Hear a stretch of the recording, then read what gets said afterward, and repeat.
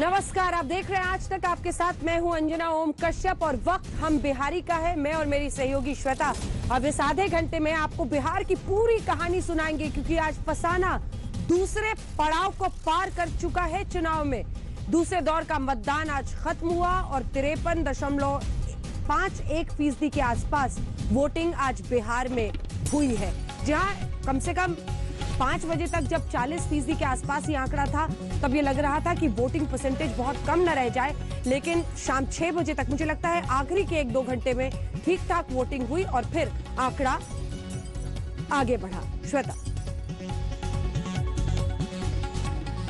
जी अंजना, क्योंकि दिन के समय अभी भी हम देख रहे थे किस तरीके से बिहार में थोड़ी गर्मी, लोग शाम ढलते ढलते आना चाहते हैं और चूंकि अधिकतर लोगों के पास कुछ कामकाज, तो इसीलिए हम इस आकलन को यहां पर ठहरा सकते हैं कि मुमकिन है आखिरी 2 घंटे में बिहार ने दिखा दिया कि नहीं, जितना मतदान कम से कम पिछली बार था तो उस हिसाब से मतदान यहां पर। और ये वाला जो प्रतिशत होता है ये पढ़ना उतना ही मुश्किल हो जाता है सभी विश्लेषकों के लिए, लेकिन इसके लिए तो हमें 10 तारीख का इंतजार करना पड़ेगा। उससे पहले आज जब दूसरे दौर का मतदान चल रहा था तो तीसरे दौर के लिए प्रचार भी चल रहा था। प्रधानमंत्री नरेंद्र मोदी ने 2-2 जगह पर आज रैलियां की अंजना, और साथ ही राहुल गांधी का जहां तक सवाल है, उन्होंने भी बिहार का अच्छा खासा दौरा कर लिया है आज।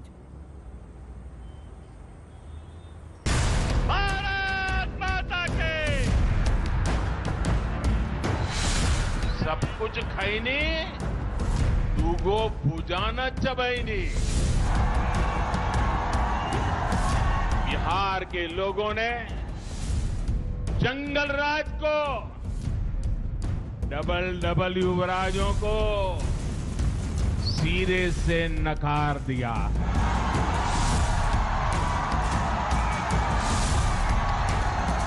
ऐसे भी लोग हमारे सामने हैं जो भारत मां की जय बोलने से इनको बुखार आ जाता है। पीएम मोदी ने ठान लिया है कि बिहार का रण जंगल राज के नाम पर ही लड़ना है। जाहिर है उन्हें पक्का भरोसा होगा कि जीत मिलेगी तो जनता के जहन में लालू राबड़ी राज की यादों को कुरेद कर ही मिलेगी। लिहाजा पिछली रैलियों की तरह आज भी मोदी के निशाने पर जंगल राज ही रहा, बल्कि पिछली बार से आगे बढ़ते हुए उन्होंने राहुल गांधी को भी इसी परिभाषा में लपेट लिया। बिहार के लोगों ने जंगल राज को, डबल युवराजों को सिरे से नकार दिया है। आज बिहार में परिवारवाद हार रहा है, जनतंत्र फिर से जीत रहा है। पीएम मोदी ने आज बिहार में 2 रैलियां की, पहली अररिया के फारबिसगंज में और दूसरी सहरसा में। कोरोना प्रोटोकॉल के तहत दोनों जगहों पर पूरे इंतजाम किए गए थे। इसके बावजूद उन्हें सुनने के लिए हुजूम उमड़ा था। लोगों के इस उत्साह का पीएम मोदी ने भी दिल खोलकर अभिनंदन किया। फारबिसगंज के बाद पीएम का अगला पड़ाव सहरसा रहा। जंगल राज वाले अपने हमले को आगे बढ़ाते हुए मोदी ने कांग्रेस पर देश और सेना के सम्मान को ठेस पहुंचाने के गंभीर आरोप मढ़ दिए। बिहार के चुनाव प्रचार में मां भारती का जयकारा करना इन लोगों को रास नहीं आ रहा। सोचिए, बिहार में जंगल राज लाने वालों के साथियों को भारत माता से दिक्कत है। कभी एक टोली कहती है कि भारत माता की जय के नारे मत लगाओ, कभी दूसरी टोली को भारत माता की जय से सिरदर्द होने लगता है। कुछ लोगों को यह परेशानी है कि मोदी चुनाव जीतता क्यों है। अरे मोदी चुनाव इसलिए जीतता है भाई कि ये माताओं बहनों के, उनकी बेटियों की चिंता दूर करने का काम मोदी करता है। इसलिए माताएं बहनें ये मोदी पर आशीर्वाद देती रहती है, और तब जाकर के ये गरीबों का बेटा गरीबों की सेवा में अपना जीवन खपाता रहता है। नरेंद्र मोदी जिंदाबाद। विरोधियों पर ताबड़तोड़ हमलों के साथ पीएम मोदी ने चुनावी मंच से आत्मनिर्भर बिहार का भी संदेश दिया और आने वाले त्योहारों पर लोगों को स्थानीय चीजों की खरीदारी पर जोर देने को कहा। अररिया से अमरेंद्र कुमार के साथ आज तक ब्यूरो। राष्ट्रवाद की तो पूरी तरीके से एंट्री हो चुकी है अंजना। जिस तरीके से हर एक मंच पर कोई भी बड़ा नेता भारतीय जनता पार्टी का रहता है, कोई भी छोटा नेता अगर जनसभा भी कर रहा होता है, अगर डोर टू डोर भी जा रहे होते हैं, लोग एक ही चीज पर बार बार बोलते हैं कि देखिए हमने देश का नाम ऊंचा किया है। गलवान का मसला वहां पर आ जाता है और इत्तेफाकन जो पुलवामा को लेकर बयान पाकिस्तान की संसद में आ गया था वो तो है ही, और इसीलिए सीधे तौर पर कांग्रेस पर कटाक्ष होता है कि उस समय तो आप खुलकर बोल रहे थे कि किस तरह की साजिश हो सकती है, अभी क्यों नहीं खुलकर बोलते हैं आप? तो ये राष्ट्रवाद मंचों पर तो आ ही चुका है अंजना। बिल्कुल, राष्ट्रवाद भी आ चुका है और दूसरी तरफ जो पूरा नैरेटिव है वो चल रहा है कि डबल इंजन पर भरोसा कीजिएगा या फिर आप डबल युवराज और उस जंगल राज की तरफ जाइएगा। तो डबल इंजन वर्सेस डबल युवराज, इस तरह से भी प्रधानमंत्री देखिए जो उनका खास तरीका है अपना चुनाव प्रचार करने का, भाषण देने का, उसमें वो बहुत ही किस्सा गोई के जरिए वो अपनी बातें कहते हैं। और उसमें उन्होंने पहले कहा कि देखिए यूपी से 2 युवराज निकले थे, वहां पर उन्होंने बहुत कोशिश की, हार गए, तो उनमें से एक युवराज अब बिहार आ गया, बिहार में वो यहाँ जंगल राज वाले युवराज के साथ मिल गया। तो ये जो पूरा एक तरह से रणनीति यहाँ पर बन रही है वो राष्ट्रवाद का तड़का बीच बीच में लगाया जा रहा है, जिसमें आज उन्होंने कहा कि देखिए ये वो पार्टियां हैं जो मां भारती के नारे लगाने में संकोच करती हैं, जो वंदे मातरम कहने में संकोच करती हैं, भारत के जयकारे करने में संकोच करती हैं। उन्होंने जय श्री राम को भी इसमें धीरे से ले आए वो, और प्रधानमंत्री ने कहा कि जय श्री राम बोलने में भी ये पार्टियां हिचकिचाती हैं। और दूसरी तरफ जो ग्राउंड लेवल पर नैरेटिव बनाने की कोशिश है वो यही कि डबल इंजन है, आपके पास इधर मोदी का भी साथ रहेगा और यहाँ पर आपकी सरकार रहेगी डबल इंजन वाली, और वहां पर तो आपको सिर्फ डबल युवराज मिलेगा। तो ये है वो पूरी लड़ाई और पूरा तरीका जिसमें चुनावी घमासान आप देख रहे हैं।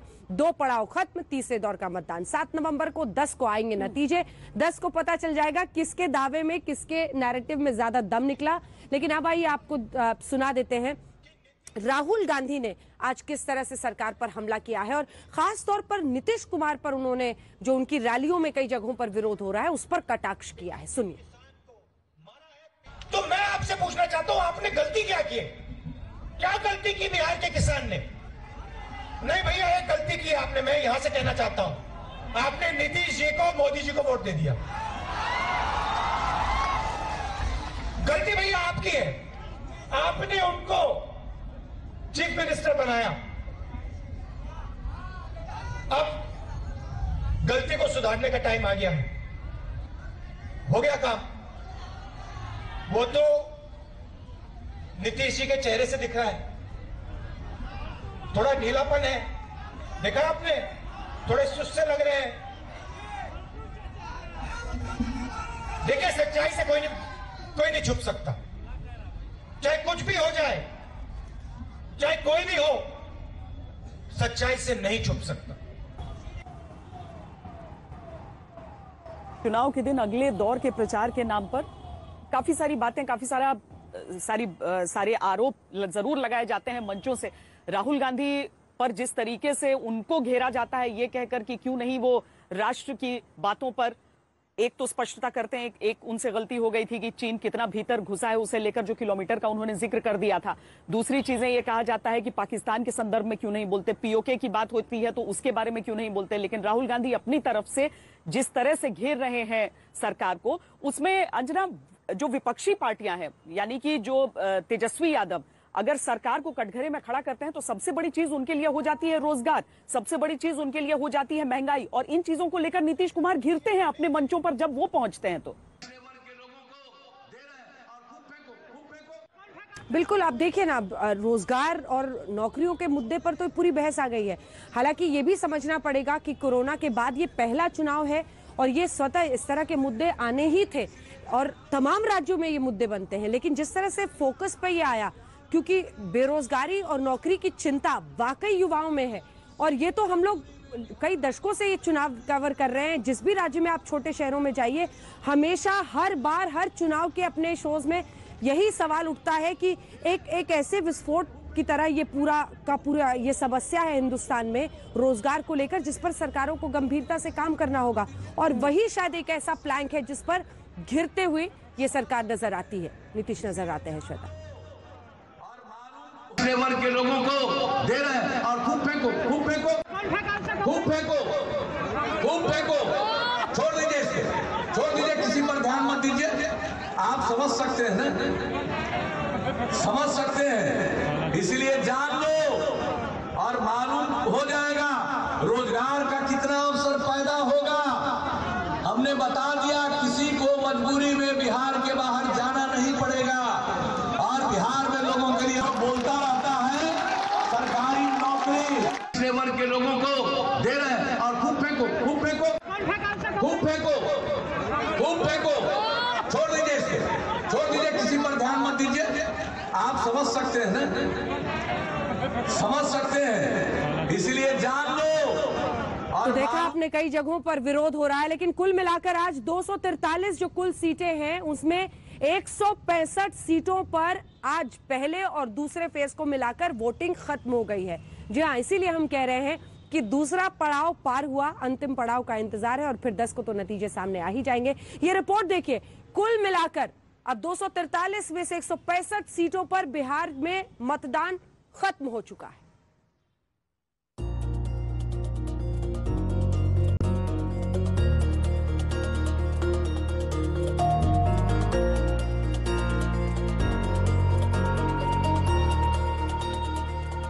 एक तरफ तमाम दिग्गज तीसरे और आखिरी दौर के लिए जनता के सामने वोट के लिए झोली फैलाए खड़े थे, दूसरी तरफ बिहार की जनता दूसरे दौर के उम्मीदवारों की किस्मत पर अपनी मुहर लगा रही थी।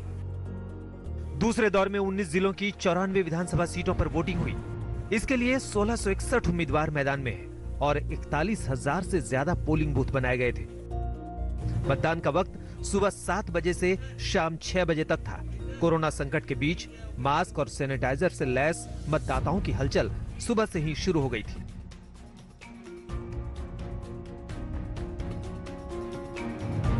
मतदान को लेकर लोगों में गजब का उत्साह दिखा।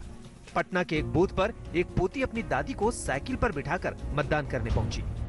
अच्छा सरकार बने जो सबके लेके चले, साथ मिल के चले, गरीब के भी देखे, शिक्षित करे। सबसे भारी तो बेरोजगारी है। यही सोचे हैं कि जो सरकार आता है कुछ अच्छा ही करेगा। हम लोग को बस तो जॉब का बहुत जरूरी है। यहाँ पर बहुत अच्छा मतलब एक्साइटेड है कि वोट डालेंगे, पहली बार है मेरा। छपरा का एक मतदान केंद्र ऐसे तैयार किया गया जैसे मतदान नहीं शादी हो। बूथ के बाहर रंगोली की सजावट से मतदाताओं का स्वागत हुआ। तो हाजीपुर में मतदान की यादें संजोने के लिए बूथ के बाहर सेल्फी पॉइंट बनाया गया। मुजफ्फरपुर में वोट डालने पहुंचे लोग सोच में पड़ गए कि वोट डालना है या सफर करना है। दरअसल यहाँ पोलिंग बूथ को ट्रेन के कोच की शक्ल दी गई थी।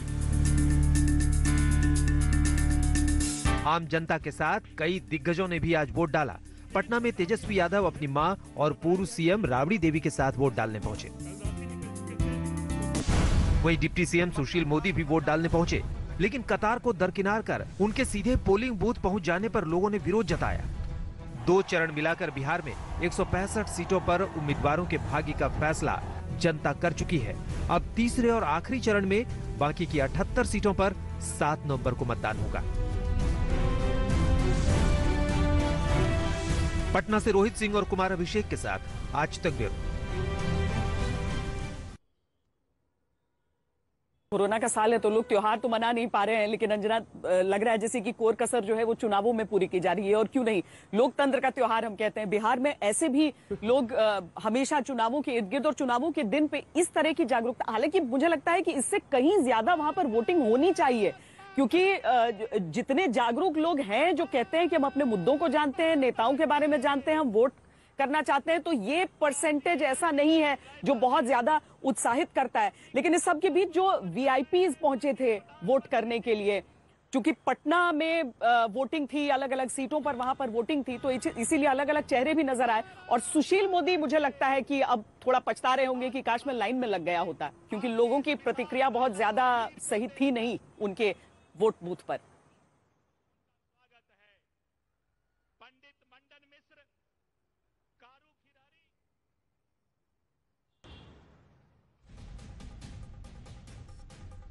बिल्कुल, तो श्वेता, मुझे लगा कि हम वो तस्वीरें दिखा रहे हैं जरा, क्योंकि आज तमाम दिग्गज जो पहुंचे थे वोटिंग के लिए वो एक तरफ, लेकिन आपने बात की कि राजनीतिक जागरूकता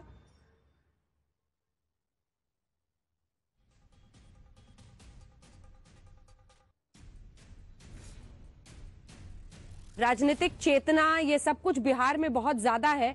तो ये तस्वीरें हम दिखा रहे हैं श्वेता, लेकिन सबसे इंटरेस्टिंग पार्ट ये है कि हमेशा जो शहरी मतदाता है वही उदासीन रहता है। चाहे महाराष्ट्र में चुनाव हो तो मुंबई, दिल्ली में चुनाव हो तो साउथ दिल्ली, बिहार में चुनाव हो तो पटना।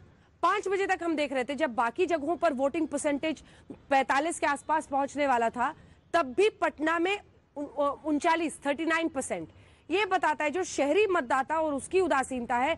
गांव में ज्यादा लोग जोश में रहते हैं और गांव में वोट की कीमत बहुत अच्छी तरह से समझते हैं, और ये हम लोग जब घूमते भी हैं तब भी पता चलता है गांव में ज्यादा जागरूकता होती है अपनी वोटिंग को लेकर। श्वेता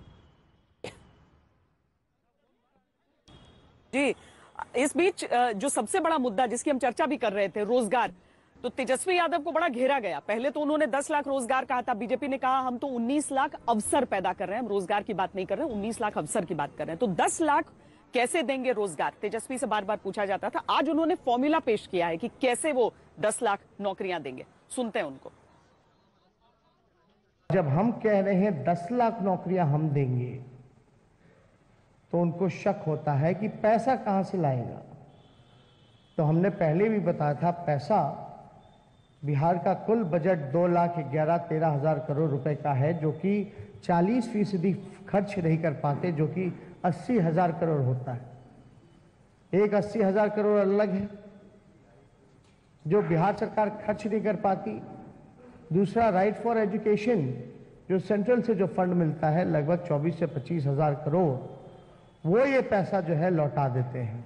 अगर फिर भी नीतीश जी को, सुशील मोदी जी को लगता है तो अगर हमारी सरकार बनेगी तो मुख्यमंत्री, मंत्री या विधायकों का सैलरी भी अगर लेना पड़े तो हम लोग जो है उस सैलरी को हम लोग लेकर के नौकरी करने वाले जितने हमारे लोग हैं उनको देने का काम करेंगे, और मुख्यमंत्री, मंत्री, विधायकों को सैलरी नहीं मिलेगी।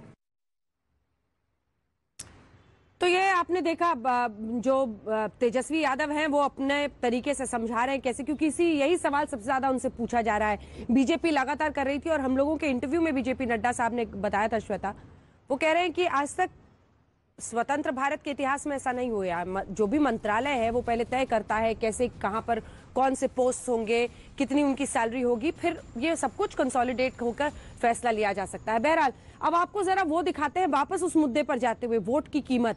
एक वोट की कीमत तुम क्या जानो शहरी बाबू, ये ऐसे मतदाता कह रहे हैं जो गांव से हैं, तमाम मुश्किलों को झेलते हुए। शहरों में भी ऐसे कई वोटर्स हैं जो तमाम मुश्किलों को झेलकर भी बूथ में जाते हैं। लोकतंत्र में अपने वोट की कीमत वो पहचानते हैं, और ये तस्वीरें बहुत सुख देती हैं। श्वेता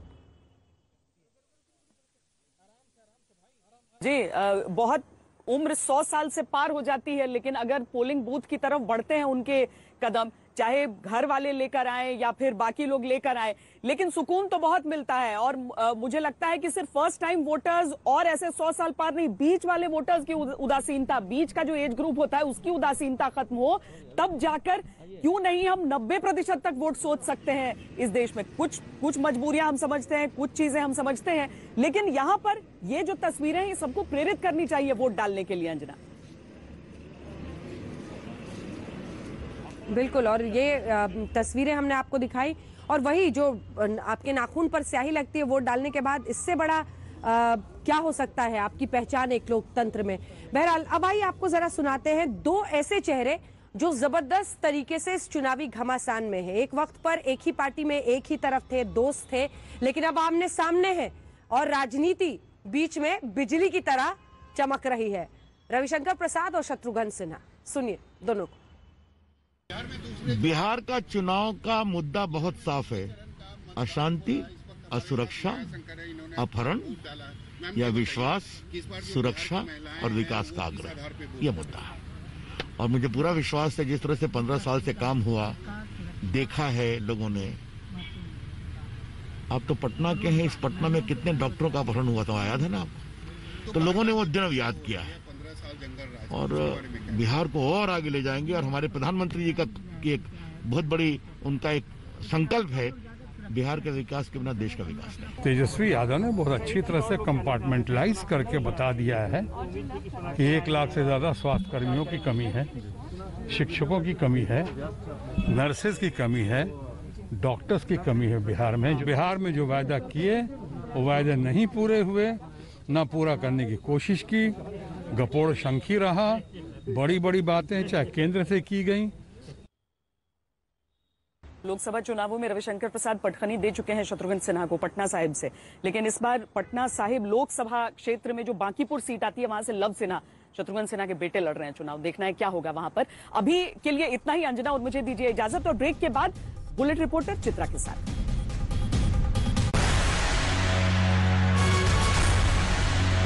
नमस्कार, मैं हूं अंजना ओम कश्यप। हमें उम्मीद है ये वीडियो आपको पसंद आया होगा। लेटेस्ट खबरों के लिए यूं ही देखते रहिए आज तक, और इस वीडियो के पसंद आने पर लाइक, शेयर एंड सब्सक्राइब करना ना भूलें।